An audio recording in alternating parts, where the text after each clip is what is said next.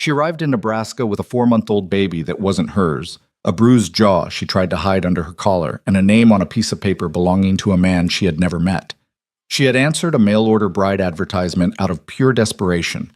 Not romance, not hope, just the raw, animal need to survive. But what no one warned her about was the man waiting at that station.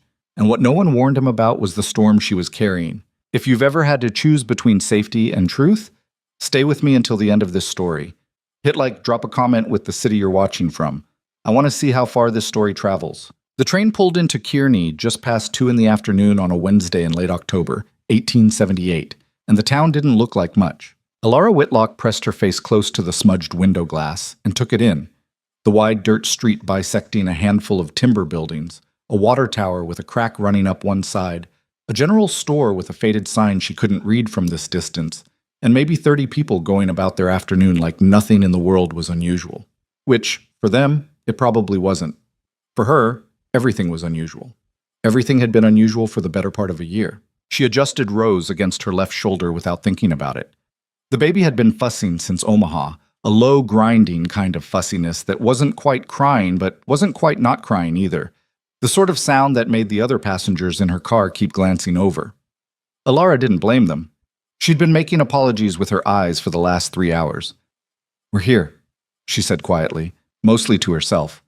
Rose grabbed a fistful of her collar and held on. The letter from Gideon Hartwell was folded in her coat pocket, worn soft at the creases from how many times she'd opened and reread it. She knew it nearly by heart now. "I am a rancher of modest means and honest character. I require a wife capable of hard work and partnership. I offer in return a permanent home, fair treatment, and my full protection." That last part, my full protection, she had read more times than she could count, turning the words over like stones, looking for the place where they went hollow. Every promise she'd ever been given had gone hollow eventually. She was waiting for this one to do the same. She was 23 years old. She felt about 40. The porter called the stop, and Alara stood, shifted Rose to her right arm, and reached for her bag with her left. The bag wasn't heavy.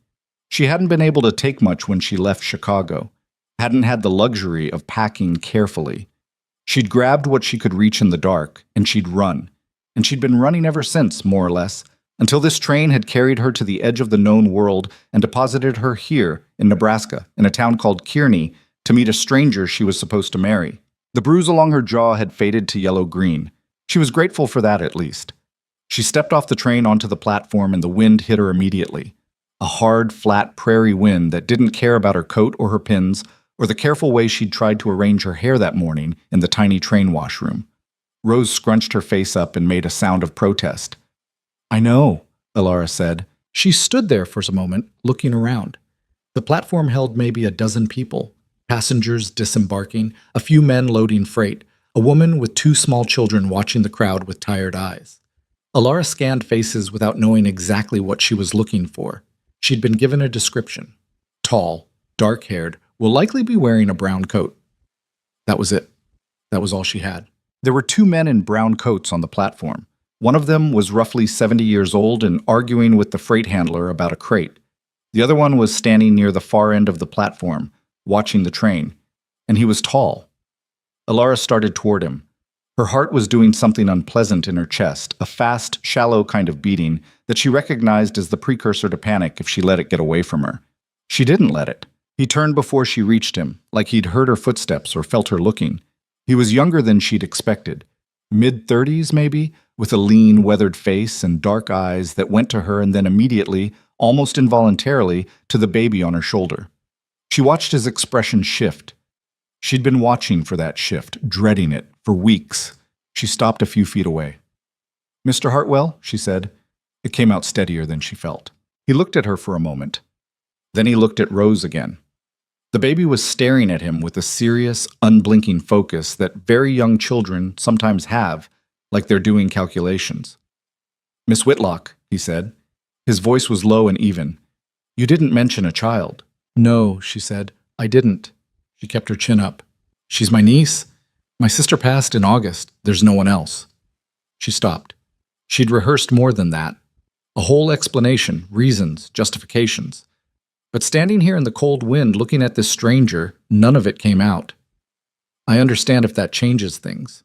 Gideon Hartwell looked at her for a long moment. She couldn't read him. His face wasn't unkind, but it wasn't readable either.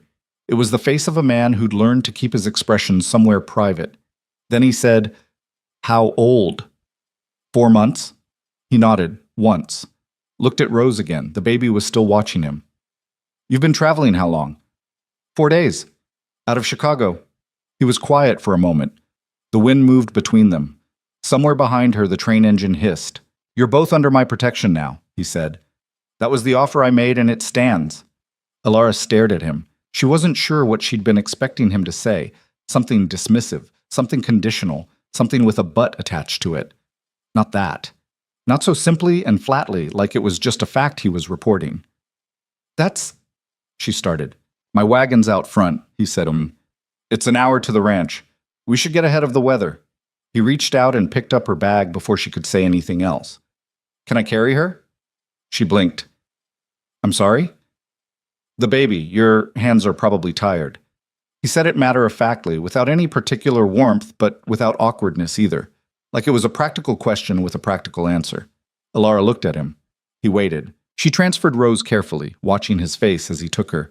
The small adjustment he made to get his arm positioned right, the way Rose immediately grabbed his coat lapel the same way she'd been grabbing Alara's.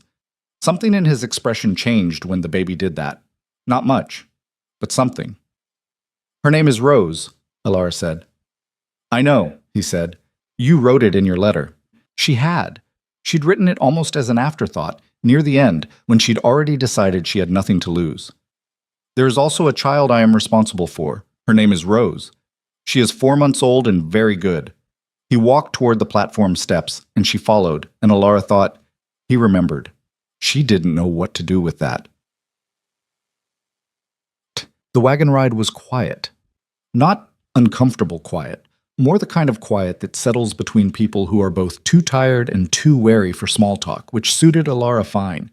She'd never been good at small talk, even in the best of circumstances. The land opened up around them as they left town, flat and enormous, and the color of dried wheat under a sky that was going gray at the edges. She'd been raised in Chicago, had never been anywhere that wasn't layered in buildings and noise, and this sheer, uninterrupted space was something she hadn't prepared herself for. It should have felt exposed. Somehow, it didn't. Rose had fallen asleep against Gideon's arm, tucked into the crook of his elbow, with the blissed-out total trust of the very young. He drove one-handed without appearing to find this inconvenient. "You've ranched here long?" she asked after a while. 8 years? Alone? A pause. "My wife died 5 years ago. Fever." "I'm sorry." "Were you married before?" he asked. Not prying, just establishing facts.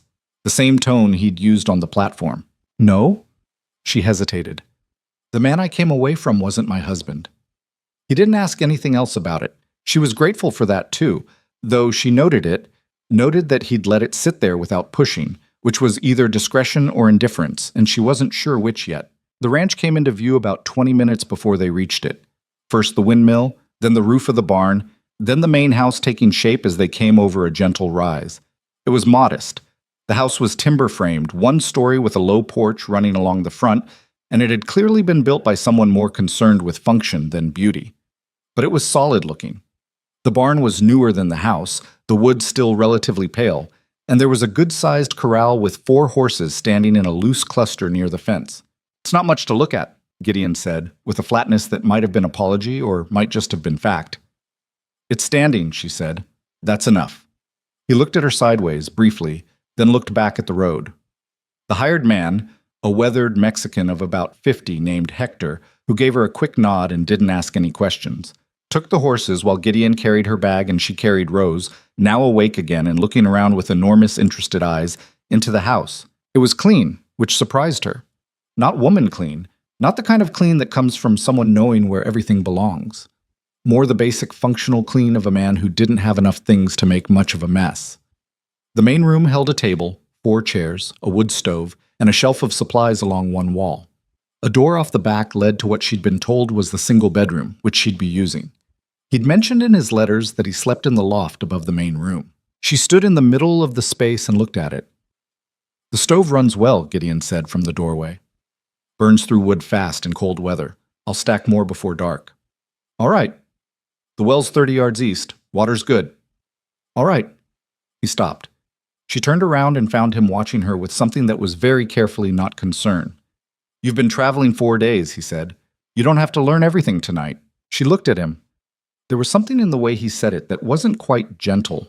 He wasn't a gentle man, she was already seeing that, but it was considered, like he'd thought about what she might need and arrived at this. Thank you, she said, for all of it, what you said at the station. I meant it, he said, simple as that. Then he nodded toward the bedroom door. There's a bureau. I cleared half of it. Take whatever space you need. He went back outside to deal with the horses, and Alara stood in the quiet house holding Rose, and she felt something that she didn't immediately recognize because it had been so long since she'd felt it.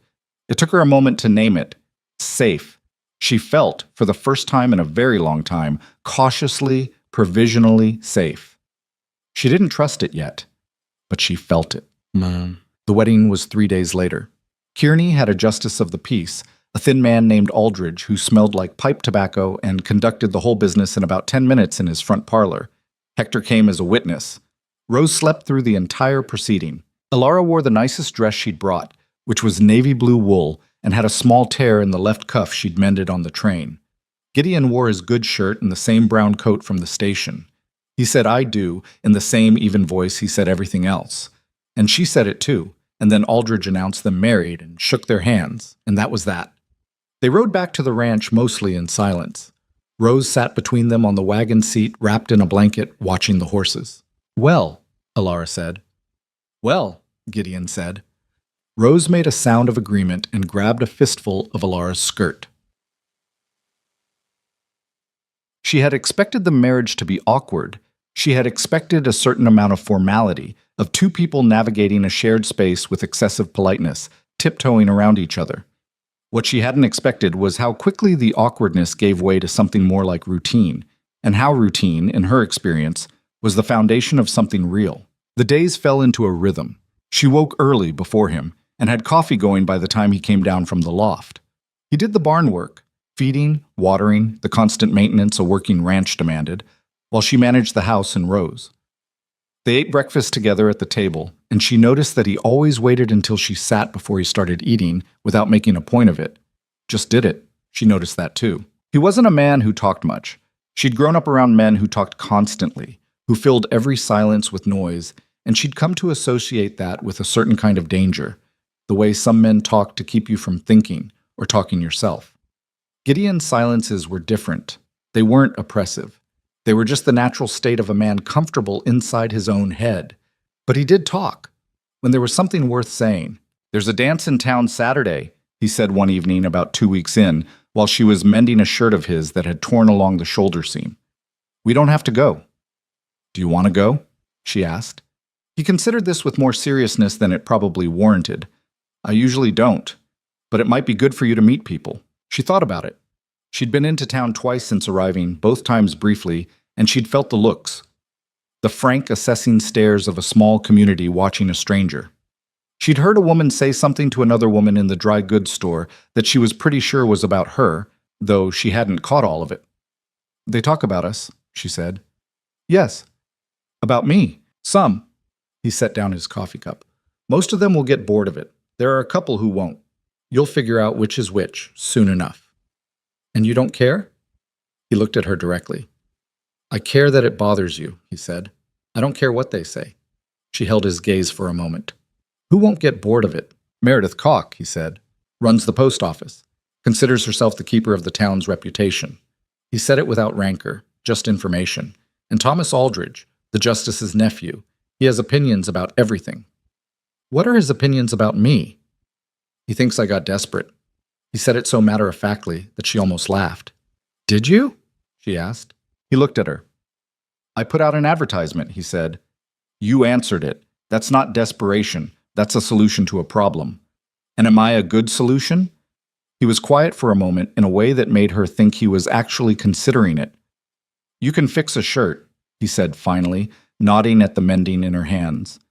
You don't complain about the cold. You haven't wept once in my presence, which by week 3 is further than I expected to get." He paused.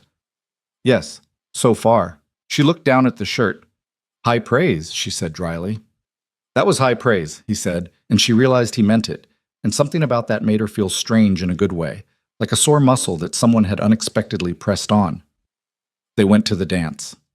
The town hall was a large open room over the grain merchant's storehouse, reached by an outside staircase that creaked alarmingly in the wind.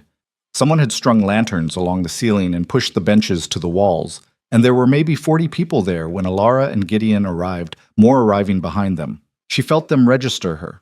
Not all at once. It was subtler than that, a ripple of attention that moved through the room as people clocked the new wife and the baby she was carrying and made their calculations. Gideon put his hand at the small of her back. She didn't know if it was instinct or intention, but she was grateful for it. A woman in her 50s with kind eyes and flower in her hair caught Alara's arm within 5 minutes.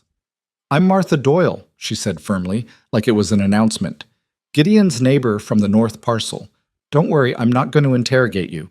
I just wanted to say welcome before Meredith Cock gets to you first." Alara looked at her. "Is she here?" "She's always here." Martha Doyle smiled. "She's watching you from near the punch bowl. Pretend you don't notice." She looked down at Rose. "Oh, she's lovely. What's her name?" "Rose?" "Of course it is. Look at those cheeks." Martha extended a finger and Rose grabbed it with the enthusiasm of a small person who grabbed everything. "She's yours?" "She's mine," Alara said, and the firmness in her own voice surprised her. "Yes." Martha Doyle gave her a look that was evaluating, but not unkind. "Good," she said, and seemed to mean it. "Gideon needs people who are certain about things." Later, Alara stood near the wall with Rose dozing on her shoulder and watched Gideon talk with a pair of ranchers near the door. Something about water rights and a fence line, the particular animated economy of men discussing land. And she thought, he does that. He moved through the room without performing. He talked to people the same way he talked to her, directly and without embellishment, and they listened to him the way people listen to someone they've decided is worth listening to. He caught her eye from across the room, just briefly. She nodded once. He nodded back. It was a very small thing. She kept thinking about it on the ride home. Winter hit hard in mid-November, the kind of cold that had a physical weight to it, that you felt in your teeth, and the soles of your feet, even inside. The first real blizzard came on a Thursday, and Alara had been warned enough to have the house stocked before it arrived. Wood inside, water hauled, enough food for a week. She and Gideon had worked side by side all morning getting things ready, and by the time the snow started, she was tired in the clean, earned way that felt like an accomplishment. She was feeding Rose when he came inside and stomped the snow from his boots, and she looked up and said, "You should eat." He looked at her. "I will." "There's soup. It's been on since this morning." He took his coat off and hung it, and went to the stove and ladled himself a bowl and sat at the table, and she finished with Rose and put her down in the laundry basket she'd been using as a temporary crib, on the floor near the stove, warm and out of the draft, and then sat down across from him. "She needs a proper crib," Alara said. "I know." He ate for a moment. "I've been thinking about it." "I wasn't asking you to." "I know you weren't." He set down his spoon. "I was a carpenter before I was a rancher. I can build one." She looked at him. "You were a carpenter?" "In Ohio, until I was 26. He said it like a fact he wasn't particularly attached to. "I built furniture, tables, chairs, cabinets. I was decent at it." She tried to fit this with the man she'd been learning, the rancher, the silences, the quiet competence with animals and land. "Why did you stop?" "The land called louder." A brief pause. "That sounds more poetic than I mean it. I inherited a small stake from my uncle, and I came west. It made sense at the time." "Do you regret it?" He looked at the soup bowl for a moment. "No," he said. "I don't believe in regret. It's weight you carry that doesn't do you any good." She thought about that. Coming from anyone else, it would have sounded like a platitude. From him, it sounded like something he'd actually worked out. "What do you believe in?" she asked, and then immediately felt foolish for asking it, like she was some girl at a church social making conversation. But he didn't seem to find it foolish. He thought about it seriously for a moment, the way he did with everything. "Work," he said, "and keeping your word, and paying attention to what's in front of you instead of what you wish was there." She was quiet. "What do you believe in?" he asked. She hadn't expected him to turn it back. She considered deflecting, a laugh, a change of subject, and then decided not to. He'd answered straight. She could do the same. "I'm not sure I believe in much right now," she said. "I used to. I'm working on it." He nodded. Not sympathetically, not dismissively, just acknowledgement. Received. "That's honest," he said. "I'm trying to be." "I know," he said, and she had the sense he meant more by that than just tonight. He built the cradle on a Sunday, 3 weeks into the winter. He worked at the table while she cooked, the sound of his tools a quiet percussion against the storm noise outside, and Rose watched him from the basket on the floor with huge, attentive eyes. Alara found herself watching him too, without meaning to.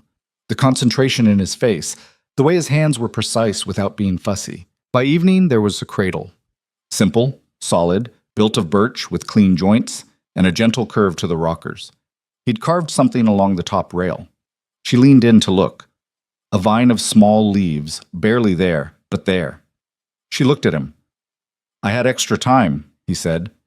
She put Rose in it that night, and the baby went to sleep immediately, rocking gently, and Alara stood in the doorway, watching, and felt something in her chest that she was starting, cautiously, to let herself feel. It was Martha Doyle who warned her one afternoon in late February when Alara had come into town for supplies. Martha appeared at her elbow while she was examining bolts of fabric in the dry goods store and said without preamble, "Meredith Cock is telling people the child isn't yours." Alara went still. "She heard it from someone in Omaha," she says, "though I wouldn't take that seriously. Meredith hears whatever suits her." Martha kept her voice low, matter of fact. "I wanted you to know before you heard it from someone who'd enjoy telling you." Alara set down the fabric bolt. "And what are people saying about it?" "Mixed. Most people don't care. Some people care very much." A pause. "Thomas Aldridge told someone at the feed store that Gideon was deceived." "He wasn't," she said. "I know that. He knew from the beginning. I told him in my letters." "I believe you," Martha said simply. "That's all I'm saying. I believe you." Alara looked at her. This woman who had appeared at her elbow at a dance 3 months ago and hadn't left her alone since. This woman who brought extra bread when she came to visit and held Rose like she'd been holding babies her whole life, and asked questions without prying and answered questions without condescension. "Thank you," she said, and meant it on several levels. She told Gideon that evening. He was at the stove when she came in, adding wood, and she stood in the middle of the room with her coat still on and said, "Meredith Cock is telling people Rose isn't mine." He straightened up and looked at her. "I heard." "When?" "This afternoon. Aldridge's nephew came by the fence line. He had opinions." "What did you say to him?" A pause. Something in his jaw tightened, briefly. "I said Rose is my daughter, and Alara is my wife. And if he had further opinions about my family, he could keep them on his side of the fence." She stared at him. "You called her your daughter." "She is my daughter," he said, matter-of-factly, with the same certainty he used for everything. Like it was a thing that had already been decided. Like it was just the truth. Alara stood there for a moment and didn't trust herself to say anything. She took her coat off and hung it up and went to the stove and checked the pot she'd left simmering, and she thought, there it is. The place where the promise went hollow, except it hadn't. It had gone deeper instead. She was not a woman who cried easily. She had trained herself out of it years ago, in Chicago, when she'd figured out that crying only made certain people feel powerful, and she wasn't willing to give them that. But standing at the stove in the warm kitchen while Gideon moved behind her doing the ordinary things of the evening, hanging his coat, washing his hands at the basin, she felt the burn of it at the back of her eyes, and she let it sit there without fighting it. "Gideon," she said. She turned around. He was drying his hands, looking at her. "I'm trying," she said. "At this. I want you to know that." He looked at her for a moment, set the towel down. "I know," he said. "So am I." That was enough. For now, that was everything. She found the letter from Victor Hale at the bottom of the bag she'd brought from Chicago in late March. She'd been clearing things out, reorganizing, and there it was. She'd brought it without realizing, shoved in with everything else in the dark of that last night when she'd grabbed what she could reach. She hadn't known she had it. She sat on the edge of the bed and held it and read it again, even though she knew it by heart. It had been sent to her Chicago address 3 weeks before she left, before she'd fully made the decision to go, before she'd answered Gideon's advertisement, when she was still telling herself she could figure out another way. The child is mine. That was how it started. She is the blood of my blood, and the blood of your sister, who was my wife. And no matter where you run, I will come for what is mine. I will always come. She sat there a long time. Outside, she could hear Gideon in the yard, the sound of him splitting wood, the steady, even rhythm of it, one stroke after another. Rose was asleep in the cradle in the next room. The late afternoon light came through the window and lay in bars across the floor. She folded the letter and put it back where she'd found it. She had known, on some level, that this was not over. She had always known it. She had come to Nebraska, had married a stranger, had built this small, careful life, and she had known, in the place where she kept the things she couldn't afford to look at directly, that Victor Hale was not a man who let things go. She thought about what Gideon had said. She is my daughter. She thought about the cradle. She thought about Martha Doyle saying, I believe you in the dry goods store, like it was simple.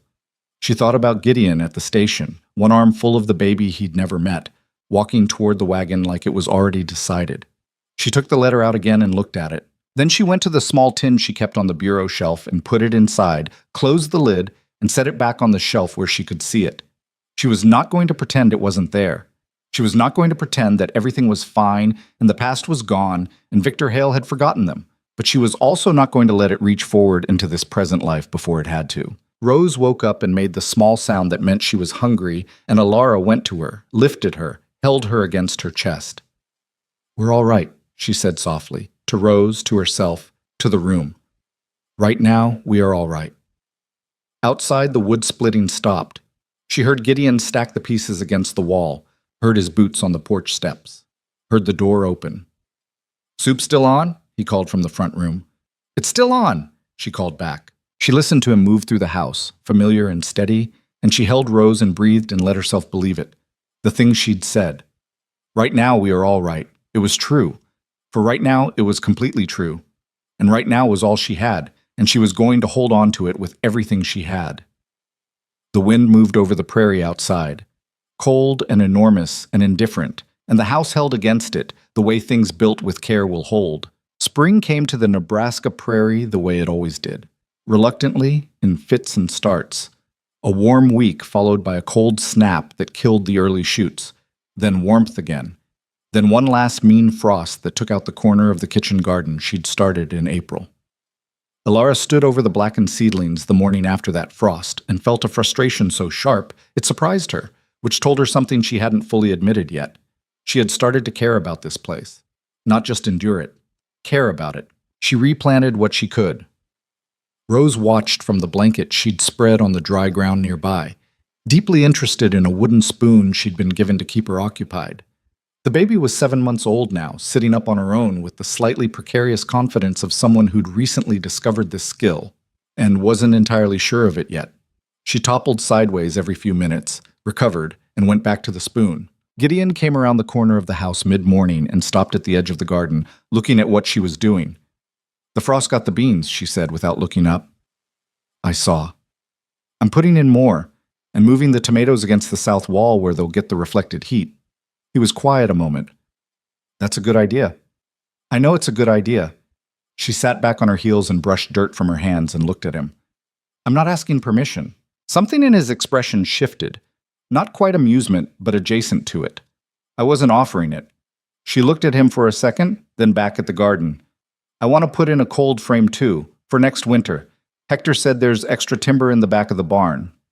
There is. You can use it. Thank you. He crouched down beside her, which surprised her, and examined the row she'd just planted. You space them wider here, he said, pointing. The soil's drier on this end. They need more room to reach. She looked at where he was pointing. He was right. She moved the last 3 seedlings without comment. He watched, nodded slightly, and stood up. I'll be at the north pasture until mid-afternoon, he said. Hector's pulling fence posts. I'll have something ready when you're back. He started to walk away, then stopped. Alara. She looked up. The garden looks good, he said. The part that didn't freeze. She held his gaze for a moment. It'll look better in June. He almost smiled. She was learning to catch those, the slight relaxation around his eyes, the very faint shift at the corner of his mouth that on another man would have been a full grin. On Gideon, it was the equivalent. He walked off toward the pasture, and she went back to her planting, and Rose hit the wooden spoon on the ground 3 times with great satisfaction, and the morning moved along.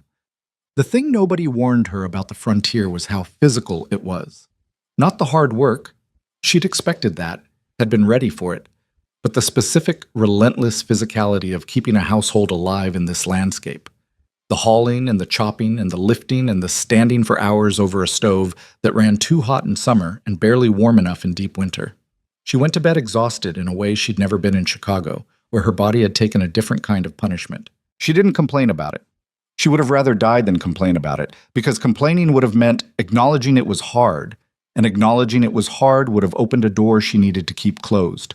The door to the question of whether she could actually do this, hold this life together, be what this place demanded. Some doors you kept shut not because you were hiding something, but because you needed the room on the other side of them to stay theoretical. But she noticed that Gideon noticed. He had a way of appearing when she was doing something particularly heavy, not taking over, not making a production of it, just appearing and taking one end of whatever she was moving, or handing her a tool that made the work easier without being asked and without commenting on it. She couldn't figure out if he was being considerate or practical, and then she decided it didn't matter which. The first time she asked him directly for help was in May, when she was trying to repair the kitchen window frame that had warped over winter. She'd been at it for the better part of an hour, fighting the wood, and she was going to lose, and she knew it. She went to the barn where he was working and stood in the doorway. "I need a hand with the window frame," she said. He looked up from what he was doing. "All right. I've been trying to do it myself, but the wood's stubborn. I'll come look." They worked on it together for 20 minutes, him doing the structural part that required more strength and her holding the frame in place and handing him things. It was efficient. When it was done, he ran his hand along the repaired joint and said, "That'll hold through summer. I'll need to replace the whole frame before next winter." "I can help with that." He looked at her sideways. "You know carpentry?" "I know how to follow instructions." He considered this. "All right," he said. "I'll teach you what I can." She filed that away. The easy way he'd said it, "I'll teach you what I can," like sharing knowledge was just a natural thing to do. In her experience, men who knew things often used that knowing as a kind of currency, parceled it out carefully to maintain advantage. Gideon apparently didn't think that way. Or if he did, it was about things she hadn't discovered yet. It was Martha Doyle who told her the details she hadn't yet put together about Gideon's first wife. She came over on a Tuesday in late May with a pie, and her youngest daughter, Clara, who was 9 and immediately attached herself to Rose with the intensity of a child who desperately wanted a younger sibling. They sat on the porch while Clara entertained the baby in the yard, and Martha said, "I knew Catherine, his first wife." Elara looked at her. "He doesn't talk about her." "He wouldn't. That's Gideon." Martha cut a slice and handed it to her. She was a good woman, better suited to the East, honestly, but she tried hard and she loved him, and it wasn't her fault the fever came when it did. A pause. "He took it hard. Not in a way you'd see easily. He didn't fall apart or drink himself stupid or any of the things men sometimes do. He just closed down, worked the ranch, and didn't let anyone in for 3 years. Elara held her plate. "Why are you telling me this? Because I want you to understand that what he's doing with you, with Rose, it isn't nothing. For him to let people in again." She wasn't looking at Elara while she said it, watching Clara instead. "It's not nothing." Elara looked out at the yard where Clara was making Rose laugh by pulling ridiculous faces, and Rose was delighted and swiping at the air in front of her. "I know it's not nothing," she said quietly. Martha nodded. "Good. She stopped. "I don't always know what he needs. He's not easy to read." "No, he's not." Martha ate her pie for a moment. "But he's consistent. What he says, he means. What he does, he means. There isn't a gap between the two of them the way there is with some men." She glanced at Elara. "I suspect you've known men where there was a large gap." Elara said nothing, which was answer enough. "You can trust the consistency," Martha said. "I know that's not everything, but it's the foundation of everything." Elara sat with that for a long while after Martha and Clara had gone home. She thought about trust as a foundation, about what you built on it, how you tested the ground before you started building, whether you ever really knew if it would hold. She'd built things on what she thought was solid ground before. She knew what it felt like when the ground turned out to be hollow. But Martha was right about the gap, or the absence of one. She'd been watching for it for 6 months now, the place where Gideon's actions diverged from his words, where what he said in daylight contradicted what he did in the dark, or the anger, or the pressure. And she hadn't found it, hadn't found even a hairline crack. She didn't know what to do with that yet, but she was starting to let herself believe it.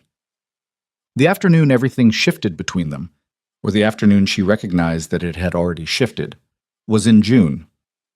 Rose was 8 months old and had taken to pulling herself upright against anything stable enough to hold her weight, and was currently using Gideon's leg for this purpose while he sat at the table going over the ledger books for the month. He was not reading the ledger. He was watching Rose with the look he sometimes got when he thought Alara wasn't paying attention, a sort of unguarded attention that he normally kept contained. Rose got her balance, let go, stood for about 2 seconds entirely on her own, and then sat down hard on the floor. She looked up at Gideon. "Almost," he said. Rose considered this feedback and grabbed his leg again. Alara was at the stove, and she kept her back turned because she understood that turning around would end the moment, and she didn't want to end it. She had learned that about him. He was more himself when he thought nobody was measuring him. "She's going to walk soon," she said to the stove.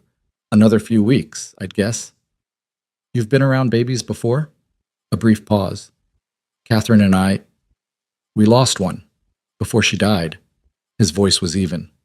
"He was born early and didn't make it." She turned around then, because that required turning around. He was looking at the ledger book, not at her, but there was something in the set of his shoulders. "I didn't know that," she said. "No reason you would." She wanted to say something adequate. She'd never been good at condolence. She'd always found the standard words flat and useless, and she had no idea what 5-year-old grief felt like to this particular man. So she said what was true. "I'm sorry, that kind of loss doesn't have a clean ending." He looked up at her then. Something in his face, not quite open, but less closed than usual. "No," he said, "it doesn't." Rose pulled herself up against his leg again, failed again, and this time looked annoyed about it. Gideon looked down at her, and the expression on his face was one Alara had never seen on him before. Something tender and a little helpless, like a man surprised by his own feeling. He reached down and steadied the baby with one hand, and Rose immediately used the opportunity to try again, and this time held it, wobbling, triumphant. "There," Gideon said quietly. Alara watched him. Watching her niece, her daughter, she'd started thinking of her as was nearly finished making the adjustment, and she thought, this is how it happens. Not in a declaration or a moment or a single turning point. In a baby standing up and a man steadying her, and the word there, said quietly, like it was the most natural thing in the world. She turned back to the stove. Her face was warm, and it wasn't from the heat. Summer stretched long and hot over the prairie. The garden came in, imperfectly, with the beans on the dry end struggling and the tomatoes finally flourishing against the south wall like she'd planned. And she put up preserves with Martha on 2 long Saturdays in July, learning the process from scratch with Martha, talking her through it like she'd been doing this since she was 12, which she had. Hector's wife, Alma, came by once a week, a small, quiet woman who spoke more Spanish than English, but communicated perfectly well regardless. And she taught Alara how to make the flatbread she brought with her in a cloth, standing side by side at the kitchen table, hands in the dough, not needing many words. Rose sat in the corner in her cradle and watched the proceedings with enormous seriousness. The ranch took up its summer rhythm. Longer days, harder work, the constant demands of the cattle and the pasture and the weather. Gideon was up before dawn most days, and sometimes she didn't see him until dinner. She had started sitting up sometimes when he came in late, not waiting for him exactly, or not admitting to herself that she was, but there, when he came through the door with the day's exhaustion on him. "You don't have to stay up," he said, the third time he came in to find her at the table with the lamp on and her mending in her hands. "I was awake anyway," she said, which was only partially true. He washed up and sat down, and she put food in front of him without being asked. And they sat in the lamplight while he ate, and she mended. And sometimes they talked about what needed doing the next day, and sometimes they talked about nothing in particular, and sometimes they didn't talk at all. She was starting to understand that she was comfortable with him, not safe in the provisional, waiting for it to collapse way she'd been at the beginning. Something more settled than that. One evening in August, he came in with a cut on his forearm from a fence wire, not deep but long and dirty, and she cleaned and wrapped it while he sat at the table and didn't flinch, which she'd expected. What she hadn't expected was that he'd watch her hands while she worked, not the cut, her hands, with a quiet attention that made her very aware of her own movements. "Does it hurt?" she asked, just to say something. "Some. You should have had Hector look at it. Hector's got worse hands than I do." She tied off the bandage. Done. She started to move away and he caught her wrist. Not gripping, barely touching, just enough to stop her. She went still. "Thank you," he said. She looked at his hand on her wrist, then at his face. He was looking at her directly, the way he sometimes did when he decided something. "You don't have to thank me for that," she said. "I know I don't have to." She stood there for a moment. His hand dropped. She stepped back, not away, just back. "Don't let it get infected," she said. "All right." She went to put away the bandaging supplies and her hands were entirely steady, which she was proud of because the rest of her was not. It was the 1st of September when she found the newspaper in town. She'd come in for supplies, Rose on her hip, and she stopped at the post office, Mrs. Calk behind the counter, watching her with the particular flat attention she'd never stopped giving her, and picked up the week's paper. She almost didn't look at it on the way out, almost folded it under her arm and saved it for later. The small column on the back page was only 4 lines long.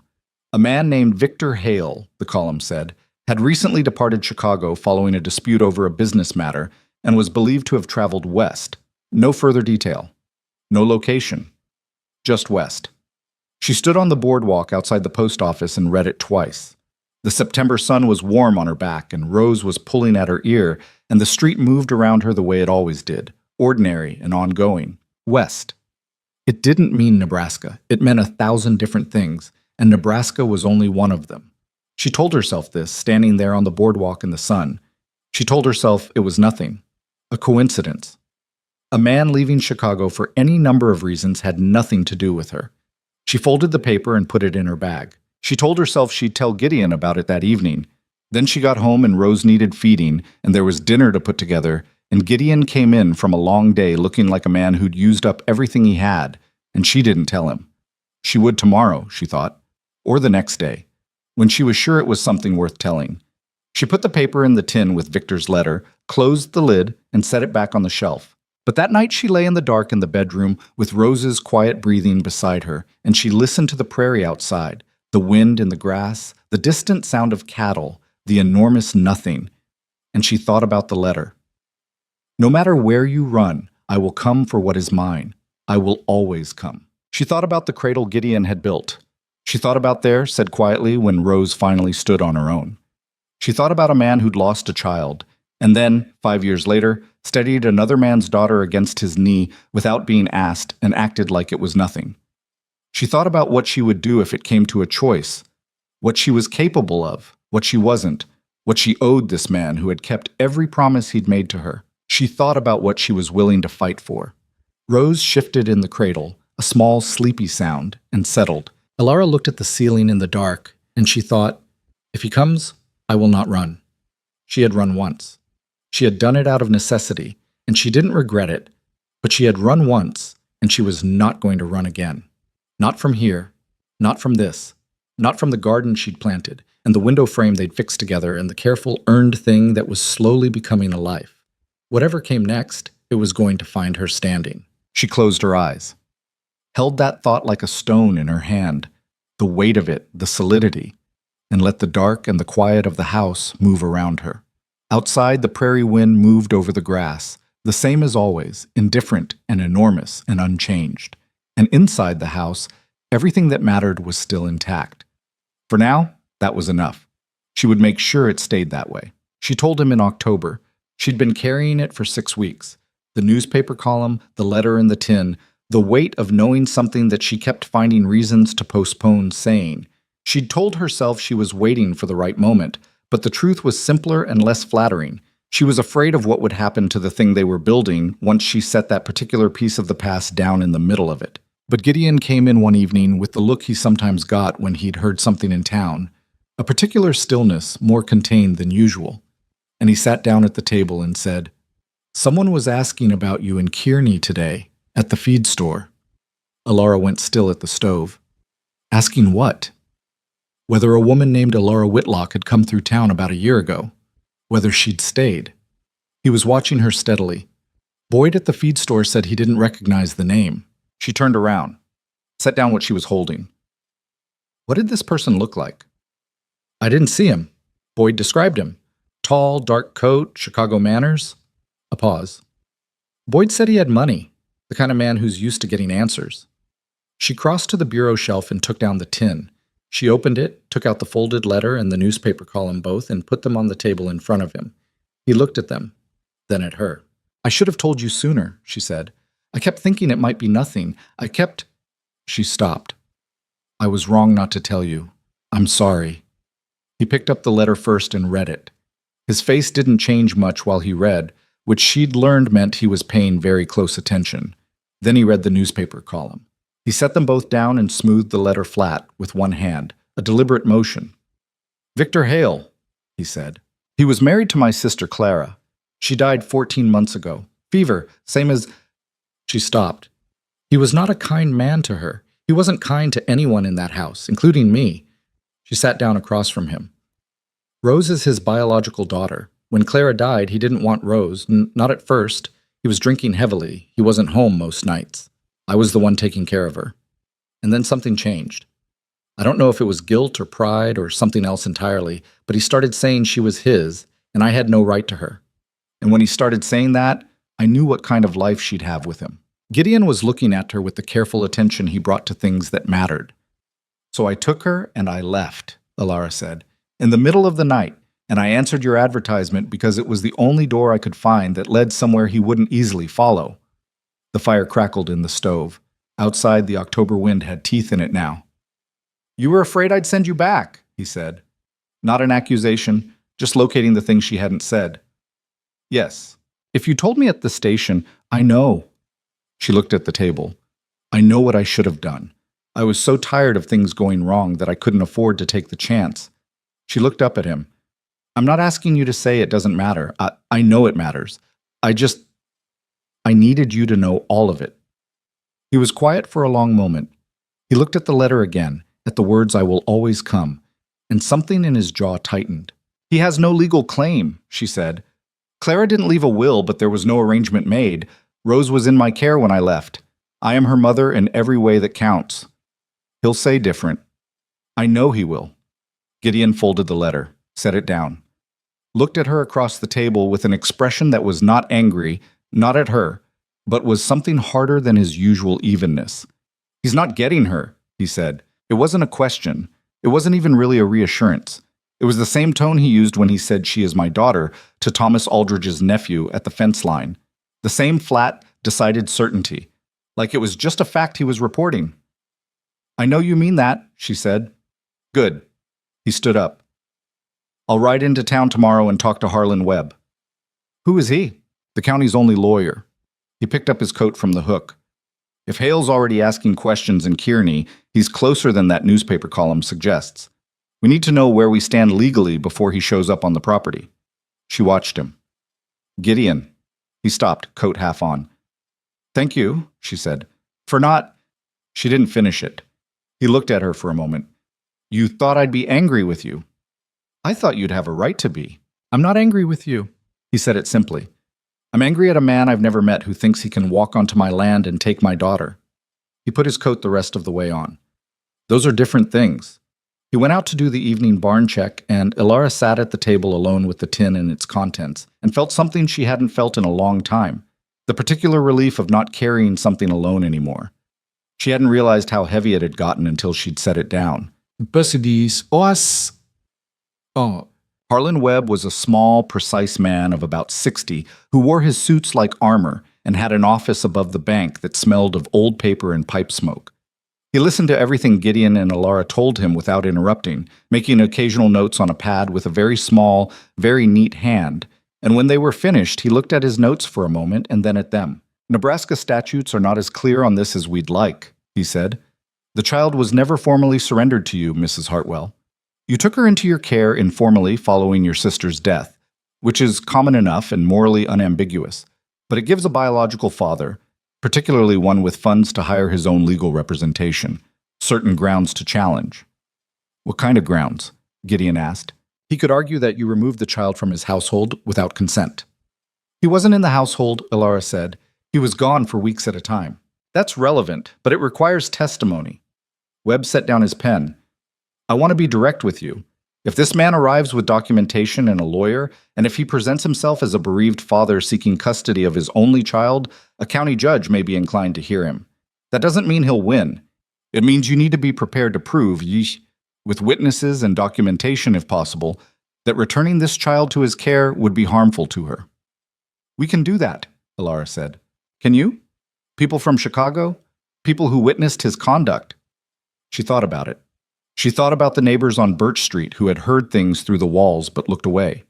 She thought about Dr. Emmett, who had treated Clara 3 times for injuries that her husband's explanations never quite fit. She thought about Margaret Solis, her sister's closest friend, who had sat with Clara in the last weeks and known everything. There is someone, she said, one person who knows all of it. Then I'd suggest you write to her immediately, Webb said, before he has a chance to establish his narrative with this court. He looked at Gideon. File for formal adoption as soon as possible. Today, if we can manage it. It won't be finalized quickly, but having the paperwork initiated demonstrates intent and responsibility. It gives the judge something concrete to point to. They filed that afternoon. Ilara signed the papers with a hand that was steady and a heart that was not, and watched Gideon sign beside her with the same unhurried certainty he brought to everything. And when it was done, Webb shook their hands and said, "Let's hope he doesn't come, but let's be ready if he does." He came on a Thursday, 3 weeks later, in the second week of November. She was in the yard when she saw the horse coming up the road from town. A good horse, better than anything Kearney's livery usually stocked, which meant he'd brought it from somewhere else or paid to have it sent ahead. She knew the way he sat in a saddle before she could see his face. She'd spent 2 years learning the specific shape of a danger, and the body remembered these things even when the mind tried to argue them away. She picked up Rose from the blanket on the ground and went inside. She put Rose in the cradle. She went to the cabinet above the fireplace and took down Gideon's rifle. She'd asked him to teach her in September. He'd done it without much comment, taking her out to the far end of the north pasture on 4 consecutive Sunday afternoons, methodical and patient, correcting her stance and her grip without making her feel stupid about getting it wrong. She was not a good shot. She was a functional one. She checked the load and went back outside and stood on the porch. Victor Hale pulled up at the yard fence and looked at her across 20 feet of open ground. He was exactly as she remembered, handsome in a way that had always unsettled her, the kind of face that seemed trustworthy until you knew what was behind it. He'd put on a little weight. He was wearing a good coat. He looked like exactly what Webb had said he'd try to look like, a grieving father who had come a long way for his child. "Ilara," he said, conversational, like they'd last spoken a week ago. "You need to turn that horse around," she said. He looked at the rifle. He didn't seem particularly alarmed by it, which told her he'd already done his calculations. "I didn't come for a fight." "Then you came for nothing, because you're not getting what you came for." "She's my daughter." His voice shifted slightly. Not anger yet, something more controlled. "She's the last thing I have of Clara. You had no right to take her." "I had every right. You were gone. She was sick, and you were gone, and I was the one who was there." She kept her voice level. The rifle felt heavy in her hands. She didn't lower it. "You didn't want her until you decided I wasn't allowed to have her. Those are different things. You don't know what I wanted. I know what Clara told me. I know what I saw." She held his gaze. "You are not setting foot on this property." He looked past her at the house, then back at her. "You married some rancher, and you think that makes you her mother." He said it with a particular kind of contempt, the tone she remembered from 2 years of watching him use it on Clara, the tone that was designed to make you feel small and foolish. "This isn't over, Ilara. I have a lawyer. I have documentation. I'm filing in county court, and there isn't a judge in Nebraska who's going to look at a mail order arrangement and call that a family. Then we'll see you in court," she said. He looked at her for a long moment. She didn't move. The wind came across the yard between them, cold and flat. "Where is she?" he asked, and for just a moment something in his voice cracked slightly, something that might have been genuine. She didn't let herself lean toward it. "She's inside," she said, "and she's staying there." He pulled the horse around. He didn't go fast. He went slowly and deliberately, the way men like him did everything when they wanted you to understand that they were leaving on their own terms, not yours. At the road he stopped and turned back. "County courthouse," he said. 2 weeks. I'll have the summons delivered. He rode toward town and she stood on the porch until he was out of sight, and then she sat down on the top step and set the rifle across her knees, and her hands were shaking. They hadn't shaken while he was there. She'd been proud of that. But they shook now, in the aftermath, the body finally spending what the moment hadn't let it. She heard Hector's voice from the barn. He'd come to the door and was watching her, his face careful. "Mrs. Hartwell." "It's all right," she said. "Will you ride out to the north pasture and get Gideon? Tell him to come in." "Yes, ma'am." She sat on the steps and breathed the cold air and waited. Trumped. Gideon came in 20 minutes later at a canter, which was fast for him. Hector must have conveyed something in his expression, if not his words. He came through the gate and took in the rifle and her face, and didn't say anything, just tied the horse and came up the steps and sat down beside her. She told him everything.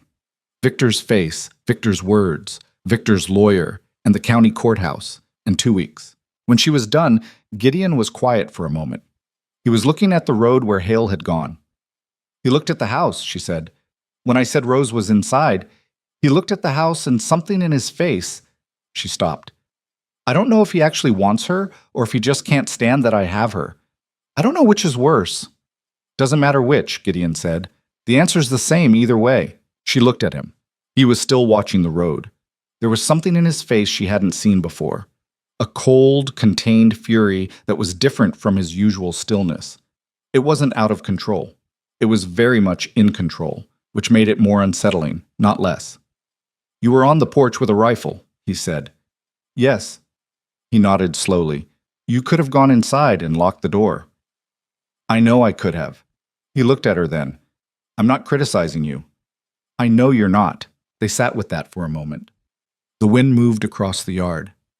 Somewhere in the house, Rose made a small sound. Not distress, just the sound of a baby existing. "I'm not going to lose her," Ilara said, quiet and flat and certain. "Whatever I have to do in that courtroom, whatever I have to say or prove or stand up in front of, I'm not going to lose her." Gideon looked at her for a long time. "You won't be standing there alone," he said. She believed him. That was the thing she kept arriving at these days. The way his words and his actions occupied the same space, no gap between them, the way Martha had said. She kept believing him, and he kept turning out to be worth believing. "We need to write to Margaret Solis tonight," she said. "If she'll come, if she'll testify, it changes things. Webb said so." "Then we write tonight." He stood up, took the rifle from her hands, checked it with the automatic competence of someone checking a familiar thing, and held it for a moment. "You held this steady." My hands shook after. "That's how it's supposed to work." He looked at her. "While it matters, you hold steady. After is for the shaking." She stood up. Her knees were steadier than she expected. She looked at him in the gray November light. This man who had met her at a train station 11 months ago and said, "You're both under my protection now," and had meant every word of it and hadn't stopped meaning it since. "Let's go write the letter," she said. They went inside. The door closed behind them. The ranch sat quiet in the cold, the barn and the corral, and the garden beds put to rest for winter, and the windmill turning in the wind, and inside the house there were two people sitting down at a table to write the most important letter either of them had ever written.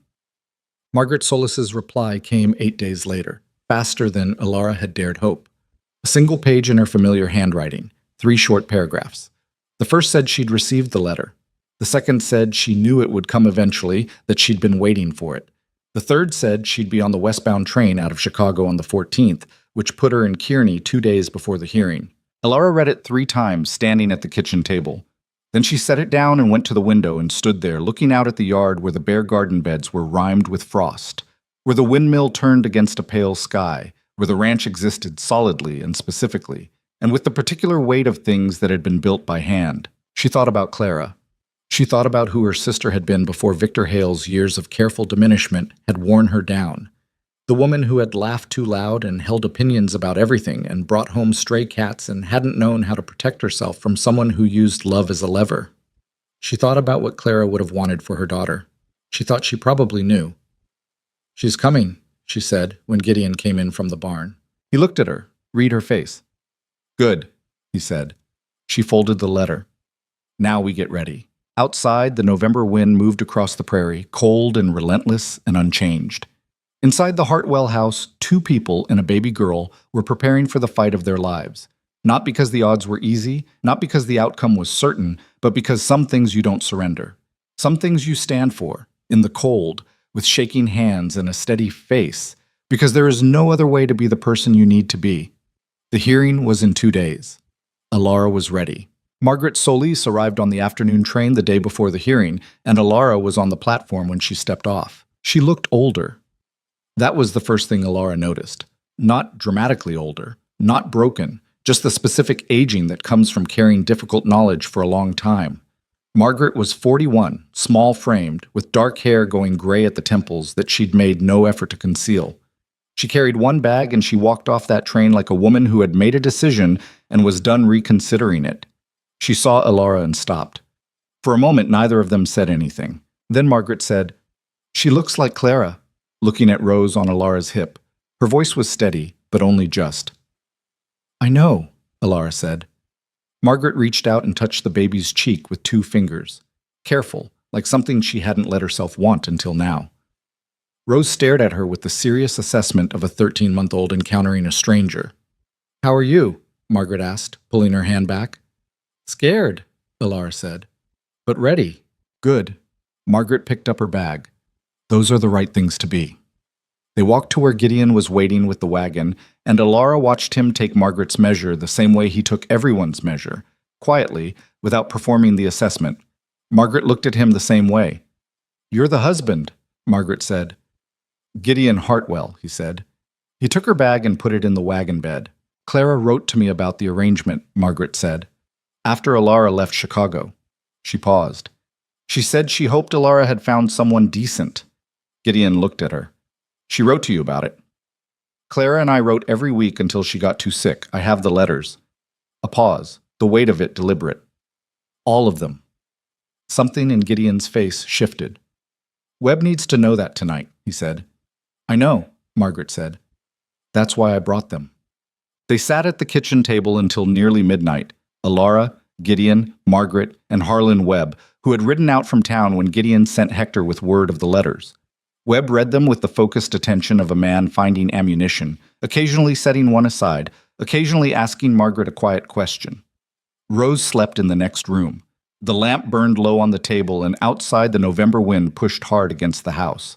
The letters were 13 months of Clara's life in her own hand, her sister's voice on paper, the particular way Clara phrased things, the slight formalities she used in writing that she never used in speech, the places where the sentences got short and flat in a way Alara had learned to recognize as the signal that something had happened that Clara couldn't say directly.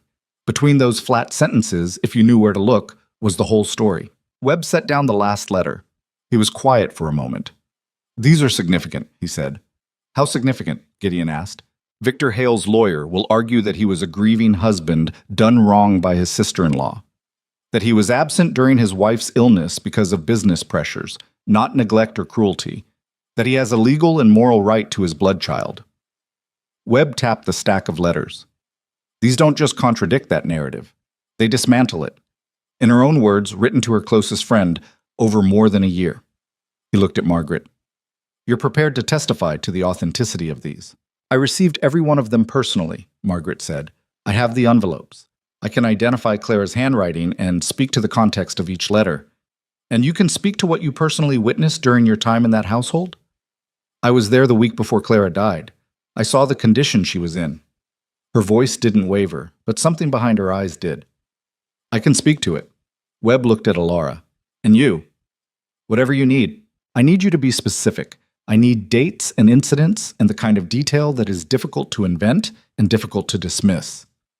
He looked at her steadily over his glasses. "I also need you to understand that his lawyer will try to make you angry. Men like Hale hire men who know how to use a witness's anger against them in front of a judge. You cannot let him do that." "I won't." "You'll want to. I'm telling you, you can't afford to." She held his gaze. "I understand." He gathered the letters into a careful stack. "I'll need these tonight. I'll return them after the hearing." He stood, put on his coat. "Get some sleep. All of you. Tomorrow is going to be long, and it matters that you're sharp." He left. The house settled into quiet. Gideon banked the stove. Margaret had the bedroom, Alara had insisted, and Margaret had been too tired to argue. Alara stood in the kitchen after everyone had gone to their corners, listening to the ranch in the dark. Gideon paused at the foot of the loft ladder. Alara, she looked at him. You've been holding this together for over a year, he said. You can hold it together one more day. She looked at him for a long moment. What if it's not enough? What if Webb is right that the statute is unclear and the judge decides, then we appeal, he said. Simply. Like it was already decided. And we keep appealing. I am not built for giving up, and neither are you. We established that a long time ago. She almost smiled. The garden, she said. Among other things. She looked at him standing there in the low firelight. This man she had married out of desperation and had somehow ended up trusting more than anyone she'd ever known. And she thought about everything that had led here, every imperfect, stumbling, hard-won step of the last year. And she felt something so large she couldn't name it properly. Not love in the simple way. Something bigger than that. Something built. Go to sleep, she said. You too. She did eventually. Not well, but enough. The Kearney County Courthouse was a single-story brick building on the north end of the main street that served as courtroom, town meeting hall, an occasional dance venue depending on what the community required of it on any given week. On the morning of November 18th, 1879, it was a courtroom. Judge Everett Bram was a heavy-set man of about 60 with a gray beard and the weary, calibrated patience of someone who had presided over too many disputes about land and cattle and inheritance to be easily surprised or impressed. He'd been on the county bench for 11 years. Webb had told them two things about him. He was fair, and he did not like theatrics. Victor Hale was already in the room when they arrived. He was sitting at the respondent's table with a lawyer Alara didn't recognize, a younger man, sharp-looking, from Omaha by the cut of his suit, and he looked up when they came in with an expression of careful, practiced neutrality, like a man performing the role of reasonable. She didn't look at him longer than she had to. She sat beside Gideon and kept her hands flat on the table in front of her and focused on the front of the room. Martha Doyle was in the gallery. Hector and Alma were there. 3 or 4 other faces from the community she recognized come to watch.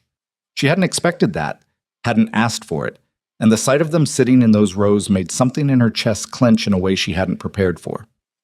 The hearing began. Victor's lawyer, but his name was Prescott, he introduced himself with the smooth confidence of a man who won more than he lost, opened by painting a picture, a bereaved husband, a difficult year, a man who had stumbled in his grief and returned to find his infant daughter gone, removed without his knowledge or consent by a woman with no legal standing. He was good. Alara had known he would be good.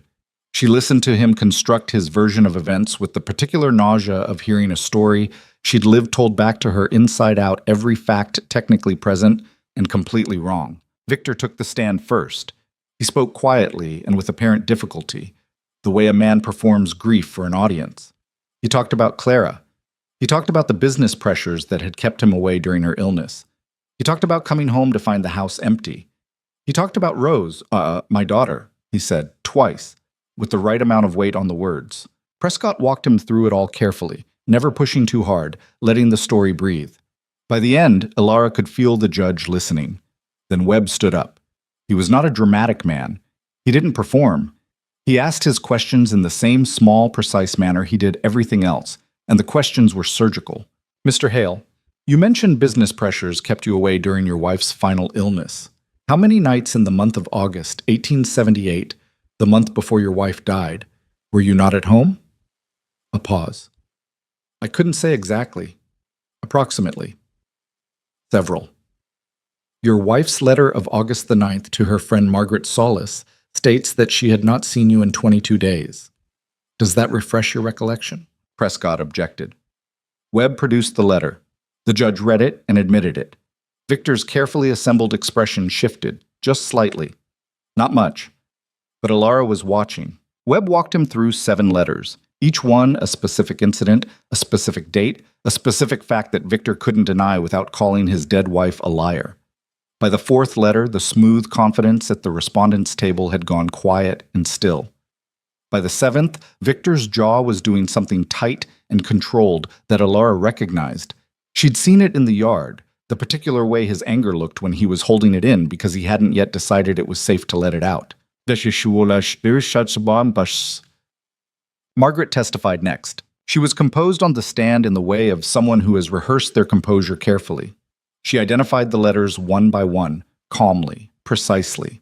She spoke about the week before Clara died, the yellowing bruise along Clara's collarbone that Clara said was from a fall, that Margaret had known was not from a fall, that Clara had finally, in those last weeks, stopped pretending was from a fall.